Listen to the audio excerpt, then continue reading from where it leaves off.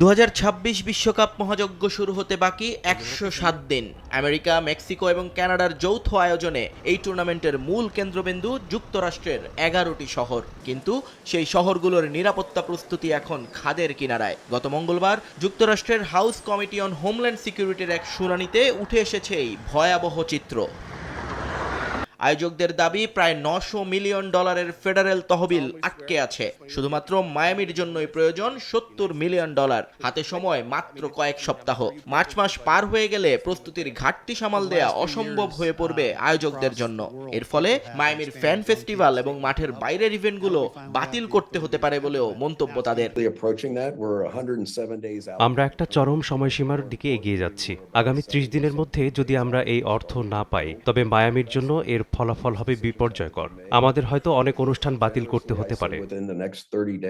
রোজকার সাধারণ খাবার এখন হবে অসাধারণ। প্রাণ স্বাদের মশলা, স্বাদ বাড়ায়, ঘ্রাণ ছড়ায়। অর্থ সংকটের পাশাপাশি প্রযুক্তিগত সীমাবদ্ধতা নিয়েও সতর্ক করেছেন বিশেষজ্ঞরা। বিশেষ করে ড্রোনের মাধ্যমে হামলার হুমকি মোকাবেলা করার মতো সক্ষমতা এখনো অর্জন করা যায়নি বলে জানিয়েছেন ন্যাশনাল ফিউশন সেন্টার অ্যাসোসিয়েশনের প্রেসিডেন্ট মাইক সেনা। একই চিত্র কানসাস সিটিতেও। লোকবল সংকটে ভুগছে সেখানকার পুলিশ বিভাগ। পর্যাপ্ত অফিসার মোতায়েন করতে না পারলে পুরো টুর্নামেন্টের নিরাপত্তা ব্যবস্থা ভেঙে যেতে পারে। সারা বিশ্বে ড্রোনের মাধ্যমে হামলা সক্ষমতা বাড়ছে, কিন্তু আমরা এখনো সেই প্রস্তুতিতে অনেক পিছিয়ে। আমাদের বিশাল এলাকা পাহারা দিতে হবে, স্টেডিয়াম থেকে শুরু করে প্র্যাকটিস মাঠ এবং ফ্যান জোন। বর্তমান প্রেক্ষাপটে আমাদের প্রয়োজনীয় সক্ষমতার ধারে কাছেও আমরা নেই।